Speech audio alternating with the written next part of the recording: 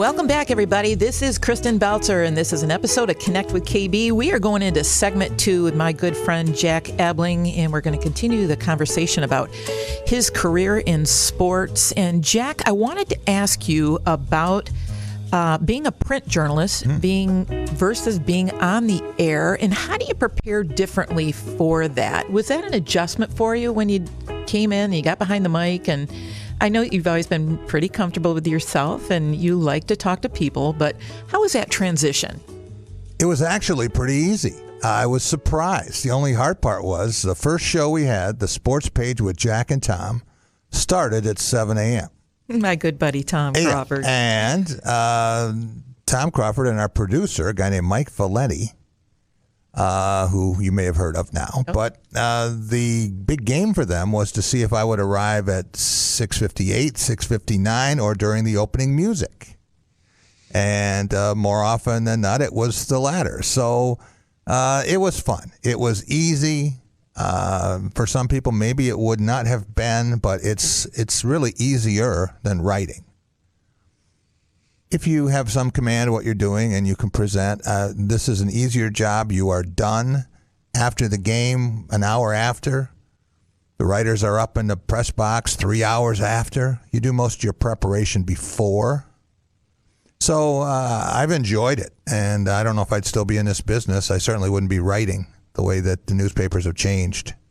Well, you know, Graham Couch, who writes for the Lansing State Journal, and he and Jason Couch and the Rube have a program here on Spotlight as well. Right. And, you know, I know you got to be a good multitasker to be able to do both of these. At least you're not doing both of them now. And, you know, I see Graham, I mean, he's got a lot on his plate. Yeah. Well, my writing now is books. Correct. I've done 8 books. So doing that with this, but when I was trying to do books and do what Graham is doing now, he succeeded me at the Journal. So that was very difficult with a 3-hour daily radio show. And those guys, they're a little smarter than I was. They're doing a couple hours, 3 days a week, I think. So, you know, 6 hours a week is a lot different from 15. And especially when you're doing it at 7 o'clock in the morning and, you know, the hours that we keep, we're up all night. I mean, we're not out of games and press boxes and bars and things like that till, 2:30, 3 o'clock, and 7 o'clock comes in a hurry. Yeah, I bet it does. You know, it just, is that chapter's kind of behind you now, and it was a great part. And I suspect that it probably, really gave you the great platform to get into broadcast and all those relationships and the opportunity to connect with people. You know, when you talk to me a little bit about, some of your best interviews, and you talk Muhammad Ali, but, you also are a big proponent of supporting young people and people who are still in high school and athletes at Michigan State University and others. And I heard a clip that you did last week with Pierre Brooks, who's coming into Michigan State. And I was really impressed with that. One, this young man, so articulate, so very polite to you. And I think he's going to have an incredible career. But you have a tendency to be able to draw out the best in people. And talk to me a little bit about that interview and your takeaways of it. Pierre's going to have a hard time, actually, communicating here because he had a 4.2 grade point, and that's like 2 years added together for most people in the media. That's their junior and senior grade points combined, so it's going to be a little different, But he's exceptional in every way. He's everything that the Michigan High School Athletic Association would want as a model, they do. He's even on their student advisory committee, so... Yeah, I think that, that really, to me, to see that, and, I certainly want great success for him as an athlete. But when you hear the framework of who he is right now, you want him to even be a better person. And I think that he's got all the makings to have some great success, whether it's on the basketball court or out, very much kind of like a Kirk Cousins in a way. Yeah, very much like that. And faith is very important, actually. Joshua Langford on our show, actually today. And you'll be able to hear that archive by the time it airs. But when you think about people who have that as an anchor, then an injury isn't the end of the world.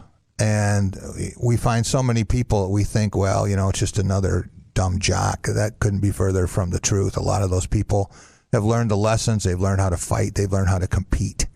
They've learned how to be disciplined. And they have skills that are going to serve them very well in the business world. Well, you know what? I do believe that with him. His leadership skills, and the support of that team, and being on the court coach, is going to bode well in his success going forward. And I'm interested to watch his journey too, because it's just begun. And to face that adversity with so much confidence, and to realize at the end it didn't pan out the way that you thought that it would. Right. But I think that really the journey is going to be even better. That's an interesting thing, KB, because we never know exactly where the journey's going to go. We have to be flexible. We have to be adaptable.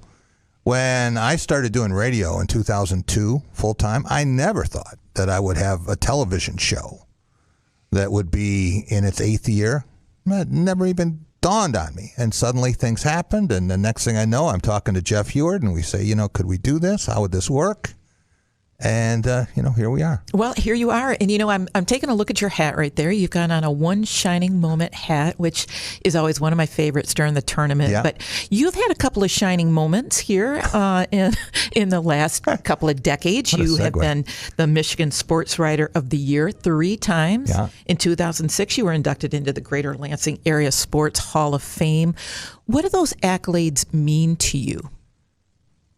Well, if you were a sports writer for 25 years and you had the opportunities that I had, you should get an award or two along the way. And it's always an honor when your peers recognize you. I remember the first time I won that award, and I called Judd Heathcote, who I talked about just about everything with. He was like a second dad in some ways.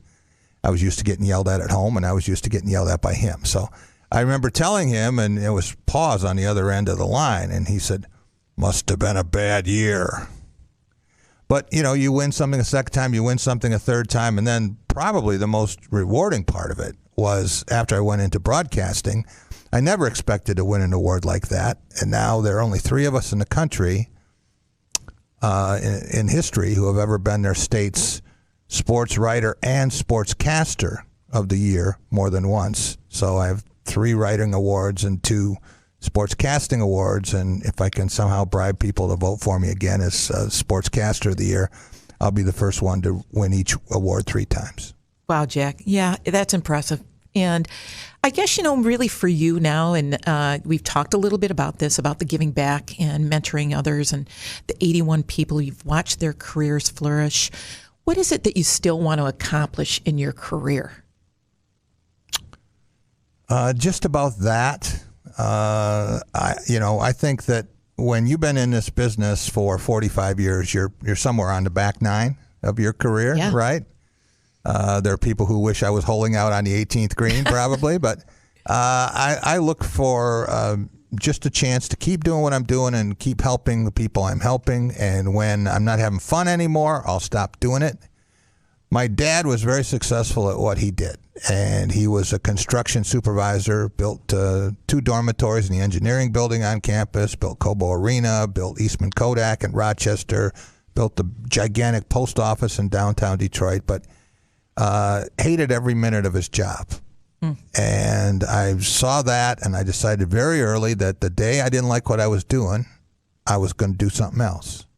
And I've done that. It seems like I've done this wrong, Kristen, because every time I've done that, I've made less money the next time. You're supposed to make more money, but I've gotten refreshed. I've gotten more satisfaction, and sometimes you have to go backward to go forward. So, well, absolutely. And the money is not the end all. If you are happy and fulfilled, yes, and you can be rich in very different ways, Jack. And that's something I would advise everyone. The question I get more than any other, except do you owe me money, is how can I get into this? I want to do this. I want to be on ESPN. So the first thing is you have to take a vow of poverty. And if you can't do anything else, if you just consumed by it and you have to do this, then you're probably barking up the right tree. Well, it's so funny because I was going to just ask you your next, for me, the question I was going to have is, what advice would you give to young people who want to break into this business? And how do they do that? And it does look so glamorous and fun, but it's a lot of work. It is. It is a lot of work, and you have to be willing to put in the time. You can't watch the clock. You have to be able to be devoted to it. Sometimes your families suffer. Media members have one of the highest rates of divorce in the country. A lot of people don't see that, but strange hours, lots of travel, lots of stress. So, that's a factor. And I think of it now as, they're going to have long careers and they have a chance to get into it late. I didn't get into this until I was done teaching and coaching. I was 27 at the time. That's ancient now. There are a lot of people who are trying to get in, and there are 100 candidates for every job on the air. So, they're more qualified than I certainly was. But, you're going to have chapters in your life, Kristen. You know that. And I think about, what am I going to do next? Well, it's so funny that you say that because you have to be open to that. You Absolutely. have to be open to what that next chapter looks like. And you have had some great success, Jack. And, you are loved by this community. And I mean that. I know you laugh a little bit, but I want you to kind of just tell me one of the best parts of you, and I said this in the intro, the first segment, is your ability to listen. And it is one of your greatest gifts, and it's something that I have tried to emulate by watching you. You're an outstanding listener. Well, it just, to me, how did that come about with Jack Ebling? I was told early on that you have 2 ears and 1 mouth, and you should use them in those proportions. So even though I like to talk, I like to listen. I think it's important, and it's one of the things that a lot of media members do not do well. They could be conducting an interview the way we are now, and you could ask me a question, and I could say, well, when I grew a 3rd ear last week, and the interviewer would go right on just like nothing had happened, right? Okay. So you have to be listening, and that's how you usually get your best responses, sometimes way off script. Yeah, you bet. Absolutely. And I like that, too. I mean, it's just the conversation that you and I are having right now. Let's end on this note. Tell me your greatest leadership lesson. Life is a team sport. And if you try to do it yourself, you're probably going to fail, and you're certainly going to be miserable. But if you can do it as part of a team, and that's one of the great lessons from athletics. Jack, you are welcome to come back with me anytime. You know that. Thanks for having me. Absolutely. My guest today, Jack Ebling, the host of Drive with Jack, right here on Spotlight Media. I also want to thank my supporting sponsors, Marketing Resource Group, Governmental Consultant Services, Dowding Industries, the Michigan Chamber of Commerce, AF Group, AT&T, and the Fraser Law Firm. You can listen to all my podcasts at connectwithkb.com. Until we connect again, go live your best life. I'm your host, Kristen Belzer.